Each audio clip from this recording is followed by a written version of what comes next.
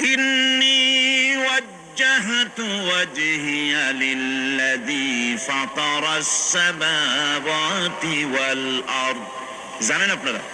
পড়েন, ইন্নী ওয়াজ্জাহতু ওয়াজহিয়া লিল্লাযী ফাতারাস সামাওয়াতি ওয়াল আরদা হানিফা ওয়া মা আনা মিনাল মুশরিকিন।